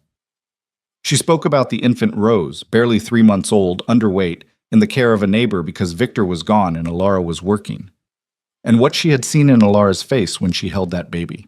Prescott cross-examined her hard. He called the letters private and selective. He suggested Margaret had her own grievances against Victor Hale, a vague insinuation without specific basis, designed to muddy rather than prove. "Do you have a personal animosity toward my client, Mrs. Solis?" he asked. Margaret looked at him. "I have a personal commitment to telling the truth about what I witnessed," she said. "If that constitutes animosity, then yes." Someone in the gallery made a small sound. The judge looked up briefly. Webb kept his expression unchanged. Alara took the stand just before noon. She had been dreading this for 2 weeks. Not because she was afraid of speaking. She'd been speaking difficult truths in difficult situations for most of her adult life, but because she understood what Webb had told her about her own anger. She had a lot of it. She had been managing it carefully for a very long time, keeping it below the surface where it couldn't be used against her, and she was afraid that a courtroom with Victor Hale in it and Prescott across the floor asking questions designed to undo her would be the place where it finally got away from her. She told the story. From Clara's marriage at 20 to Victor's slow establishment of control over everything she said and did and spent and went. She was specific. She used dates and incidents the way Webb had instructed her, not because the specificity was performative, but because it was real. She had been there. She had seen these things. She had the particular kind of memory that comes from years of learning to watch carefully, because watching carefully was how you stayed safe. She talked about the night she left, the specific sounds of the house at 2 a.m, Rose sick with a cold and Victor 3 days gone without word, and the neighbor who'd looked the other way for 2 years, giving her a look across the fence that morning that said, "Go." She talked about the advertisement, about the train east to west, about arriving in Kearney with nothing but a bag and a baby and a name on a piece of paper. Prescott stood up for cross-examination. "Mrs. Hartwell," he said. The Hartwell was deliberate, a reminder of how recently she'd acquired the name. "You've described my client in quite severe terms, yet you lived in that household for—" "I didn't live in that household," she said. "I lived nearby. I was present because my sister needed someone to be present. You were present often enough to form strong opinions about Mr. Hale's conduct. I was present often enough to see what happened. You saw arguments, marital disputes, which you've chosen to characterize in the most damaging possible way. I saw my sister with a bruised collarbone 3 weeks before she died," she said, explaining to our neighbor that she'd walked into a door. "I know what I saw. Your sister never filed any complaint or report, and women in that situation rarely do." She kept her voice even. She could feel the anger right there, a hand's width below the surface, and she kept it there. "That's not evidence it didn't happen. It's evidence she was afraid." Prescott shifted. "You took a child across state lines without the biological father's knowledge or consent. I took a sick infant out of an empty house where she'd been left without adequate care," she said, "and I brought her somewhere safe. I would do it again." "You'd do it again," Prescott repeated, like this was the thing he'd been waiting for. Regardless of what a court might say about the legality of, "I would do anything legal or otherwise," she said, "to protect that child." "Yes, I'm telling you in this court that plainly." She paused. "And I'm also telling this court that I have spent the last 13 months building a home and a family for Rose.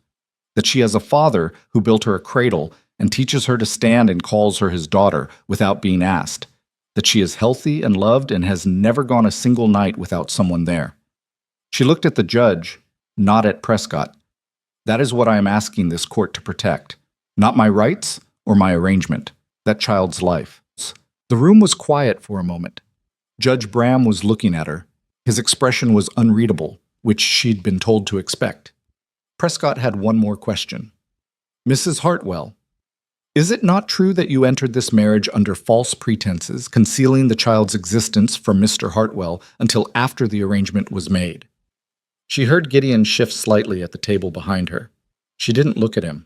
I disclosed Rose's existence in my letter before I left Chicago, she said. Mr. Hartwell knew before I arrived. He made his decision with that knowledge. I would suggest you ask him. Prescott sat down. Webb stood up for redirect, quick and clean, reading aloud the relevant paragraph from her letter to Gideon. There is also a child I am responsible for. Her name is Rose. And then sat down again. She stepped off the stand on legs that felt strange and distantly unreliable and went back to her seat. Gideon's hand closed briefly over hers on the table. One firm press, then released.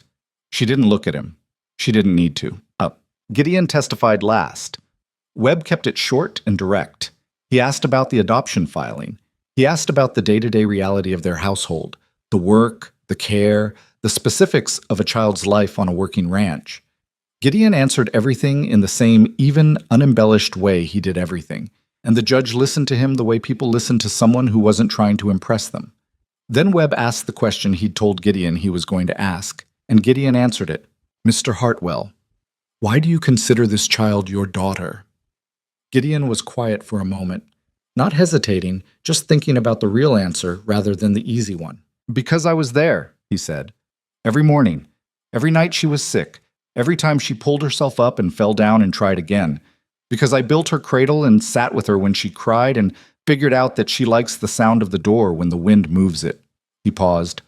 Fatherhood isn't a thing that comes from biology. It comes from showing up, every day whether it's convenient or not. I've shown up every day for the past year, and I will show up every day for the rest of my life. He looked directly at the judge. That's what makes her mine. Prescott's cross-examination was brief. He tried to make the mail-order arrangement sound transactional and inadequate.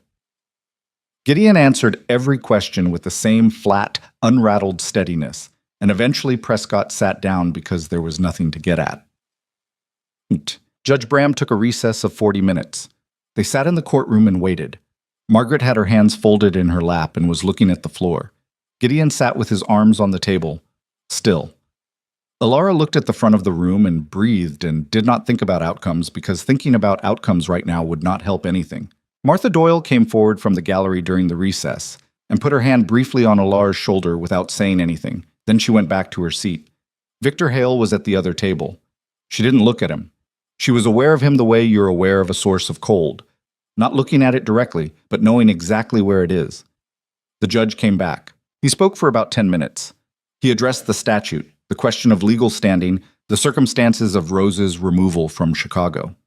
He addressed the adoption filing and the question of what the court's primary obligation was in a matter involving the welfare of a child under 2 years of age. And then he said, "It is the finding of this court that the child Rose remains in the custody of Gideon and Alara Hartwell, and that the adoption proceeding initiated by the Hartwells on November 1st of this year shall continue without impediment. The petition of Victor Hale is denied." Alara heard it. She sat very still and heard it and felt it move through her like something physical. Not relief exactly, something more structural than relief. Like a wall that had been holding against pressure for a very long time suddenly being allowed to just be a wall. Beside her, Gideon let out a long, slow breath. She turned and looked at him. He was looking at her. Neither of them said anything. There wasn't anything adequate to say, and they both knew it. Margaret made a small sound across the table. Not crying, just the controlled exhale of someone who had been holding something in for a very long time. Behind them, Martha Doyle started clapping, and she was not the only one. Victor Hale stood at his table. He said something to his lawyer. His face was controlled and cold, and she knew that face. She'd known it for 2 years. And she knew this wasn't finished in the way he felt about it, even if it was finished in the way that mattered. He would carry this. That was his choice and his problem. He walked out of the courtroom without looking at her. She watched him go. Then she looked at Gideon and at Margaret and at the room full of people who had come to sit in those rows for them, and she thought about Rose at home with Alma, 13 months old, pulling herself up against the furniture and sitting down hard and trying again. "Let's go home," she said. Gideon stood and picked up his hat. "Yes," he said. "Let's." The ride home from the courthouse took an hour, same as always. Same road over the same flat prairie under the same enormous Nebraska sky. Nothing about the landscape had changed. The grass was the color of dried straw in late November. The horizon was where it always was. The windmill at the north end of the Hartwell property came into view at exactly the same place it always did as they crested the gentle rise before the final stretch. Everything was the same, and nothing was. Alara sat in the wagon with Margaret beside her and Gideon driving, and she held the judge's words inside her the way you hold something fragile after a long time of being afraid to hold it at all. The petition of Victor Hale is denied. She'd heard them clearly. She'd watched the judge's mouth form them, and still some part of her brain kept testing the memory, kept running a hand along its edges, checking for the crack, the place where it would turn out she'd misheard or misunderstood. It held. Every time she tested it, it held. "You're very quiet," Margaret said. "I'm thinking." "About what?" Alara looked at the road ahead. "About how long I've been waiting for something to go wrong," she said, "and how strange it is when it doesn't." Margaret was quiet for a moment. Then, "Clara used to say that about you, that you were always braced for the next thing." A pause. She meant it as a compliment. She said you were the most prepared person she'd ever known. She was more optimistic than me. She was. Margaret's voice was careful. She paid for it sometimes, but she was. She looked out at the passing land. Rose has some of her in her face, around the eyes. "I know," Alara said. "I see it every morning." They rode the rest of the way in silence, but it was a comfortable silence, the kind that sits between people who have said enough hard things together that they don't need to fill the quiet. Alma was on the porch when they pulled in, and Rose was in her arms, and Rose saw Alara from 20 yards away and made the sound she'd recently developed for Alara specifically, a sort of urgent, imperious noise that meant you, come here, immediately. Alara was off the wagon before it fully stopped and across the yard and had the baby in her arms, and Rose grabbed her collar with both fists and pressed her face against her neck. She stood there in the cold with her eyes closed and held on. Behind her she heard Gideon step down from the wagon, heard him say something quiet to Alma, heard Alma respond. She heard Margaret's feet on the porch steps. She heard the ordinary sounds of the ranch in late afternoon, a horse in the corral, wind in the bare cottonwood along the fence line. She held Rose and breathed. "All right," she said finally, to no one in particular. To herself. To the child against her shoulder. To the ranch and the cold and the long year behind her. "All right." Margaret stayed 4 days. She slept in the bedroom, and Alara slept in the main room with Rose, and Gideon took the loft as he always did, and nobody made a production of these arrangements. They were just the arrangements. On the second morning, Alara came in from the well to find Margaret sitting at the kitchen table with a cup of coffee, and she had the letters spread in front of her, Clara's letters, returned by Webb the previous evening. She was reading one, slowly. She looked up when Alara came in and didn't apologize for it. "I keep going back to the August ones," Margaret said. Alara set the water down, looked at the letters. She knew the August ones. She could have recited them. She knew she was running out of time, she said.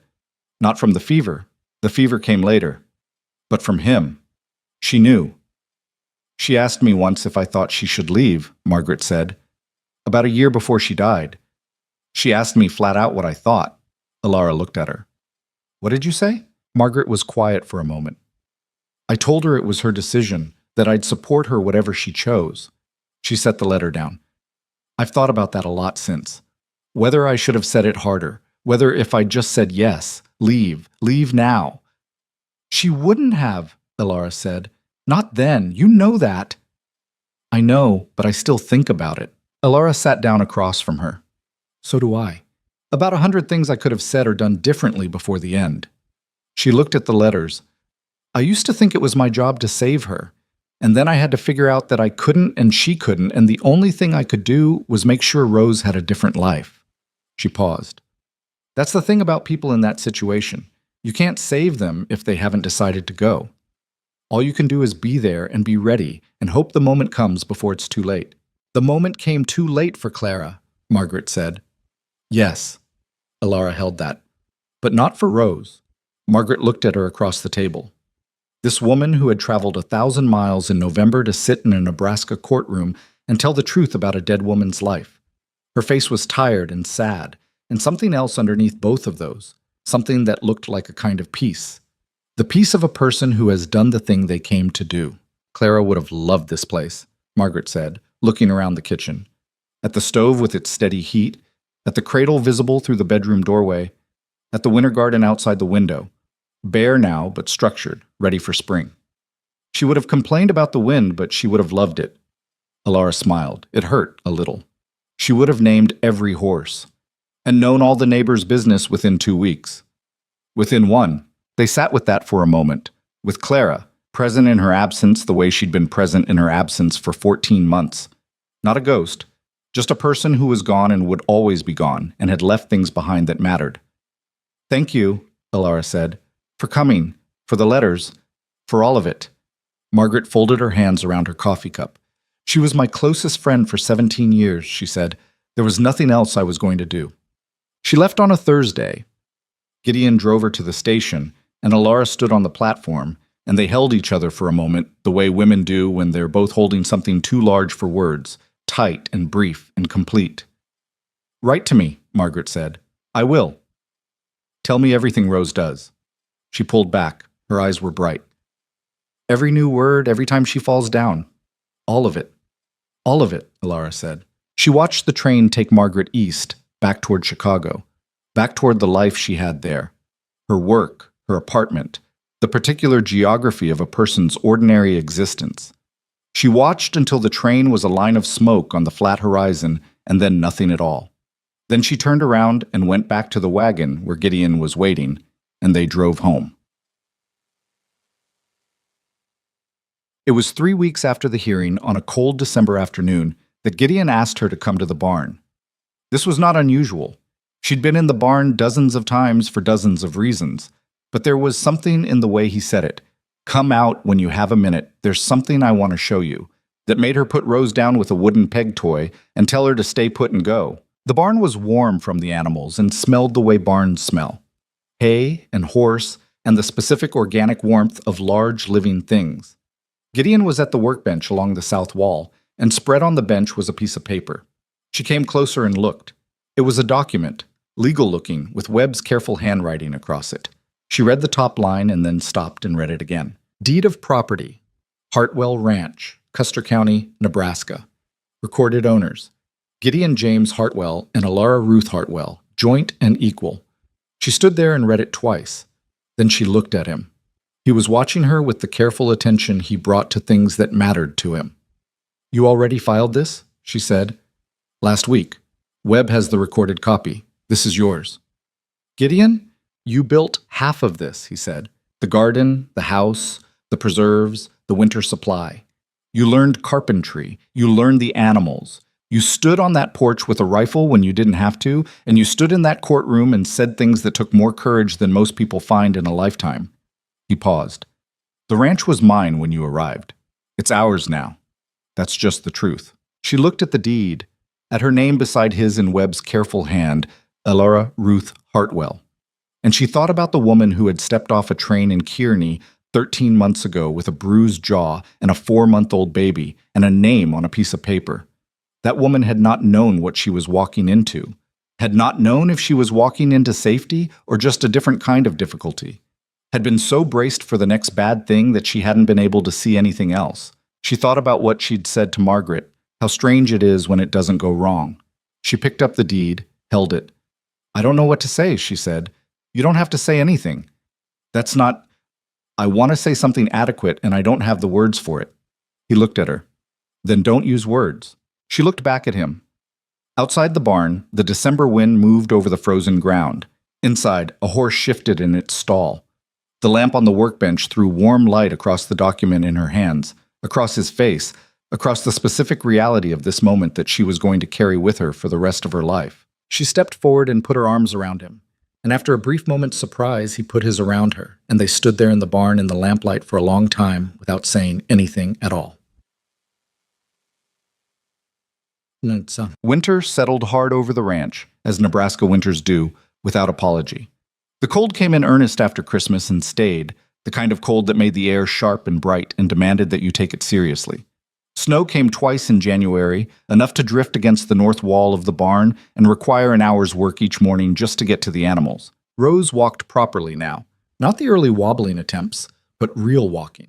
The deliberate, slightly drunk-looking stride of a 14-month-old who had recently discovered this capability and was deploying it constantly. She walked across the kitchen floor and fell, and got up and walked some more, and regarded furniture as an obstacle course, and had strong opinions about where she was allowed to go that did not always align with where Alara thought she should go. "She's stubborn," Gideon said one evening, watching Rose attempt to climb the chair leg for the fourth time. "She is," Alara agreed. "Gets it from somewhere." Alara looked at him. He had the almost smile. She had stopped being surprised by it and started being glad of it, which felt like its own kind of progress. "She gets it from Clara," she said. "Clara was the most stubborn person I ever knew. She used it quietly. Internally. She'd look like she was agreeing with you while she'd already completely made up her mind." She paused, watching Rose try the chair again. "Rose is going to be louder about it." "Probably better," he said. "Probably." She looked at him. "Is that a parenting philosophy?" "More of an observation." Rose, having conquered the chair, stood at its seat and looked around at them both with the expression of a person who had won something important and wanted witnesses. Gideon reached over and steadied the chair before it could tip. "Good," he told her, the same way he'd said it the first time she'd stood on her own, quiet and direct. Rose beamed. Alara watched them, the baby clinging to the chair with both hands, Gideon's steady hand on the back of it, and she thought, this is the thing. This specific, ordinary, imperfect moment. Not the courtroom or the porch with the rifle or the deed in the barn. Those things mattered, all of them, every hard and necessary thing. But this was the thing underneath all of them. This was what everything had been in service of. A child standing up. Someone there to steady the chair. The adoption was finalized on a Thursday in March 1880. There was no ceremony for it, just a document, Webb's office, 2 signatures, a notary stamp.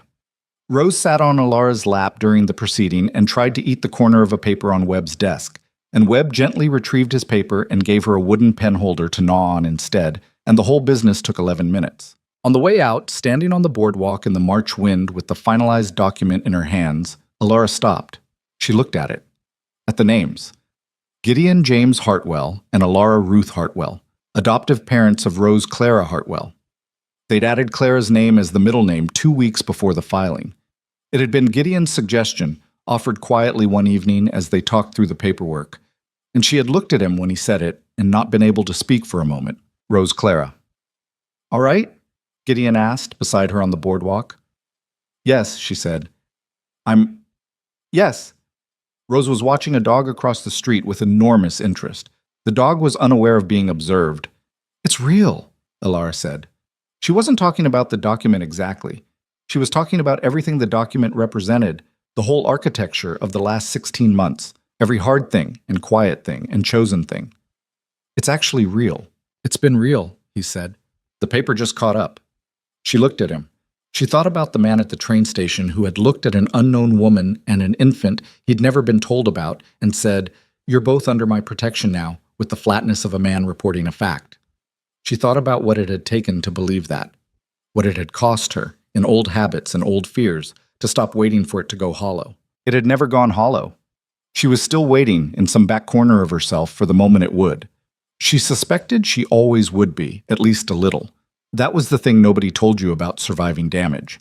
The watchfulness didn't entirely leave. It got quieter, it got smaller, but it stayed, a low background noise, the permanent legacy of having learned the hard way that not all floors hold. But she'd learned something else too.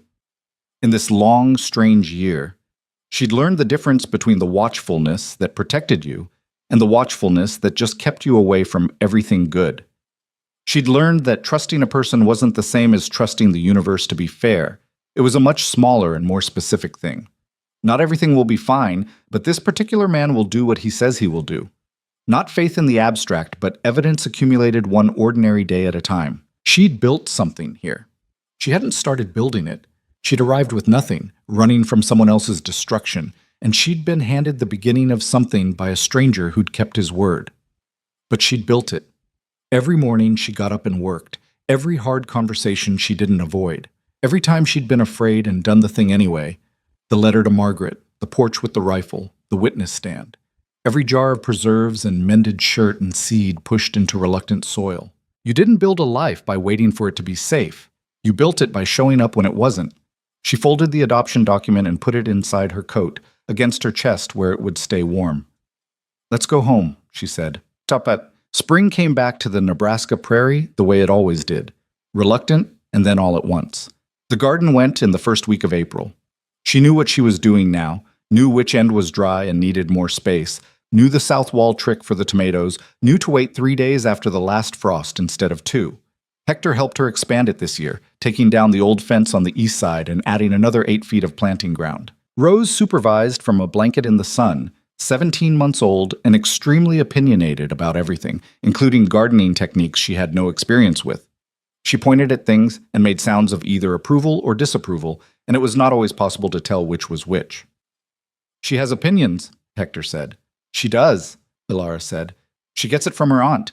Hector smiled. He was not a man who smiled easily, but when he did, it was real. This is a good place now, he said. It was a good place before, but it's better now.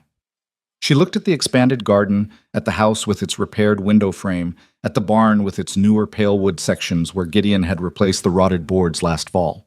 She looked at the windmill turning in the April wind. Yes, she said, it is. Martha Doyle came by twice a month and sometimes more, and her daughter Clara, the 9-year-old who had attached herself to Rose at that first autumn dance, had constituted herself Rose's honorary older sister and arrived with the confidence of someone fulfilling an official role. She brought Rose things, a carved wooden horse, a length of ribbon, a small rag doll she'd made herself from scraps. Rose received all of these with the solemnity of a dignitary accepting tribute. Ilara watched them sometimes, Clara Doyle on the blanket making faces, Rose losing her mind with delight, and thought about what a family actually looked like.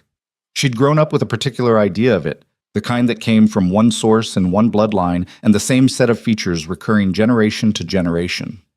She'd learned that it was one kind of family, and not the only kind.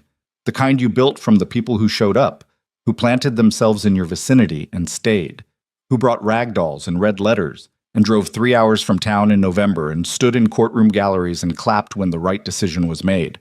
That was a family too. It was, she'd come to think, a particularly hard one and therefore particularly solid kind.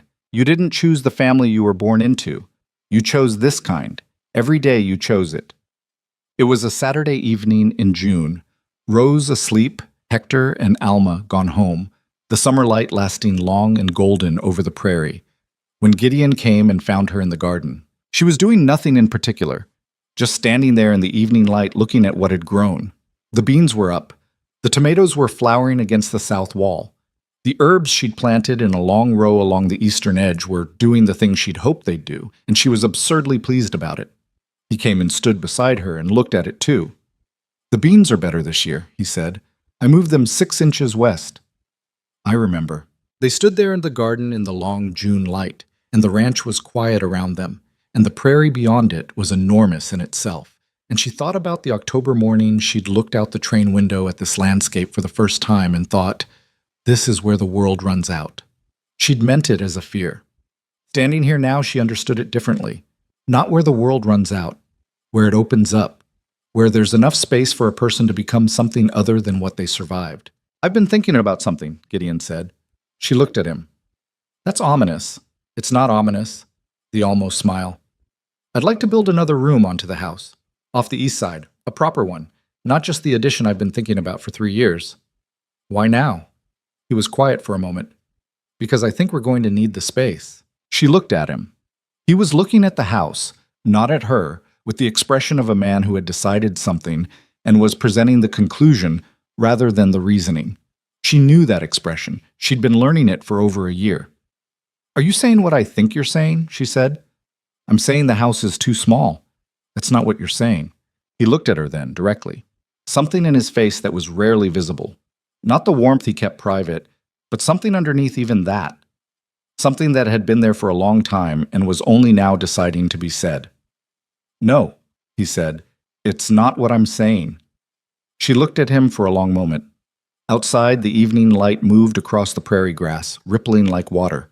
Somewhere in the distance, a meadowlark went through its phrase 3 times and stopped. All right, she said. All right? Build the room, she said. And then, because it needed to be said in plain terms, because she'd learned the value of plain terms, I want that too. She stopped. I've been wanting that for a while. I didn't know how to say it without assuming. You could have just said it. I know that now. He reached out and took her hand, not the brief press he'd used in the courtroom, not the steadying touch at the dance. He just held it, standing there in the garden in the evening light, the way you hold something you've decided to keep. She let him. She'd been deciding to let him for months.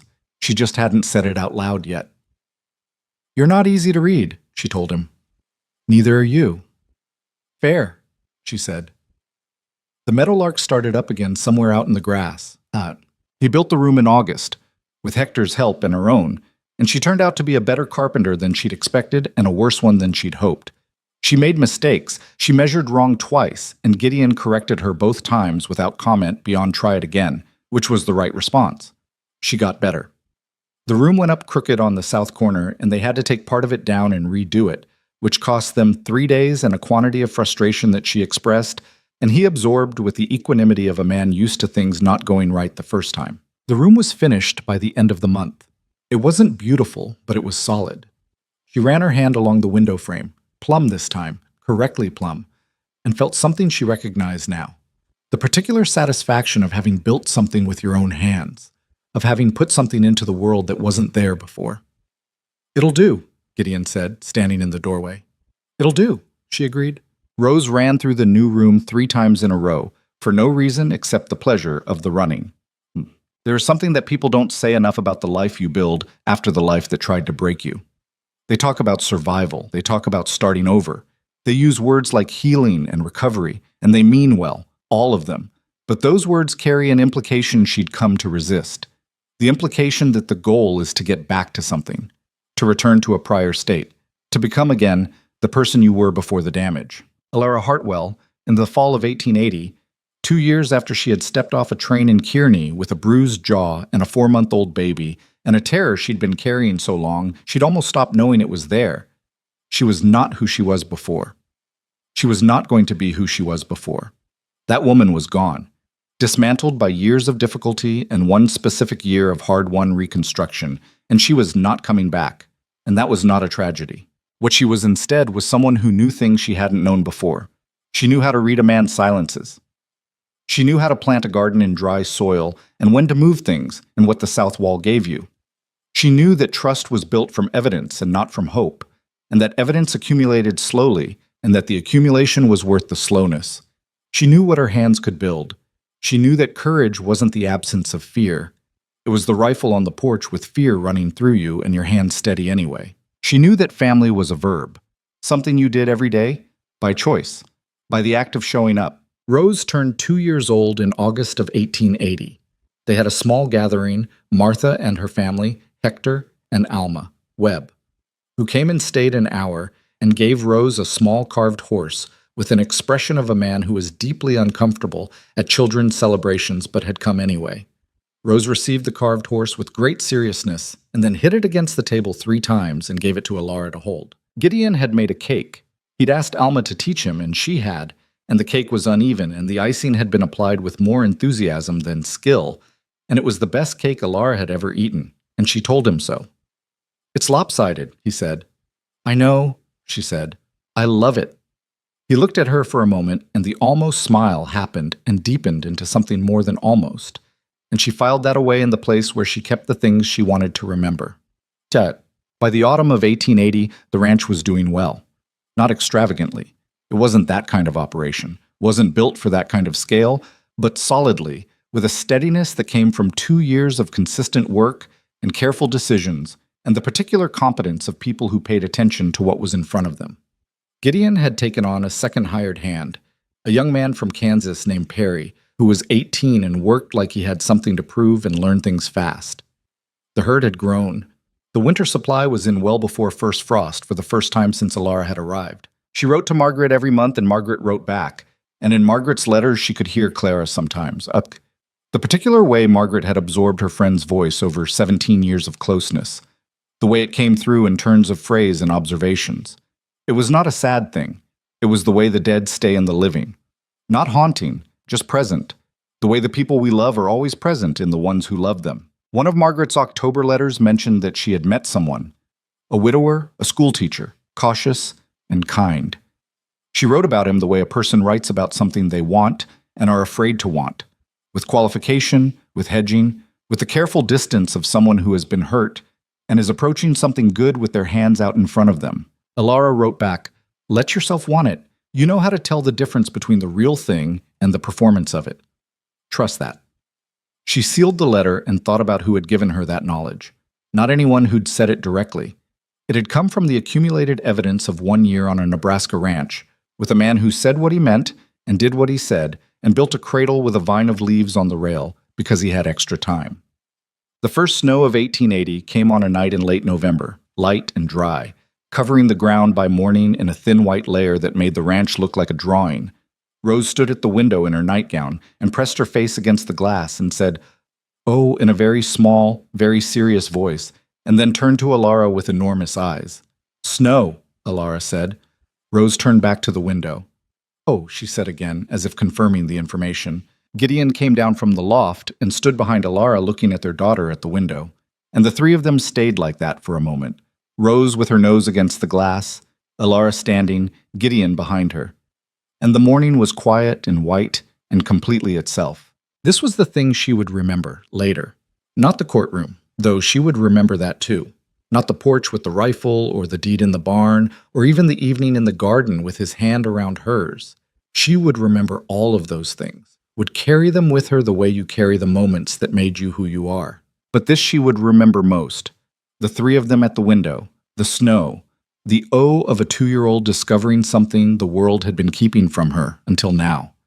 The ordinary morning of a life that had been built from nothing by people who chose it, who kept choosing it every day in all the small and large and ordinary and impossible ways that choosing looks like. There's a particular kind of person who arrives in a place with nothing, who has been stripped of safety and certainty and the comfortable lie that the world is basically fair, who has looked at the underside of things and knows what's there. That person has a choice. Not about what happened, they didn't choose that, but about what they do with the wreckage. Whether they let it become a wall between themselves and anything that could hurt them again, or whether they take it apart, piece by piece, and use the material to build something. Alara Hartwell had been that person. She still was, in some ways. The watchfulness was still there, quieter now but present, probably permanent. She'd stopped fighting it. It was part of her. It was, in fact, one of the things that had kept her alive long enough to get here. But she had also built something. From nothing, from desperation, from a stranger's advertisement in a Chicago newspaper, and a long train ride west, and one word spoken on a station platform that she had turned over and over, looking for the place where it went hollow, and never found it. "You're both under my protection now." She had not known, standing on that platform with the wind in her hair, and Rose grabbing her collar and the vast unknown of this man in front of her, what those words would grow into. Nobody ever knows what the words will grow into. You just have to stay long enough to find out. She had stayed. He had kept his word. And from those two facts, ordinary, unglamorous, human facts, everything else had followed. Rose turned from the window. "Out?" she asked, pointing at the snow. "After breakfast," Alara said. Rose considered this negotiation and found it acceptable. She took 3 confident steps toward the table, fell down, got up, and kept going. Gideon was already at the stove. The lamp was lit against the gray morning. The smell of coffee was filling the kitchen, and outside the snow was still falling, soft and indifferent and clean, covering the garden beds and the corral and the windmill and the road that ran from the ranch to town, covering all of it equally, the way the world does when it decides to start fresh. Alara set Rose in her chair, poured the coffee, and sat down at the table that had been built by other hands but belonged to her now. Legally, formally, deeply, and permanently hers. Outside, the snow kept coming down. Inside, her family had breakfast. That was enough. That was, in fact, everything.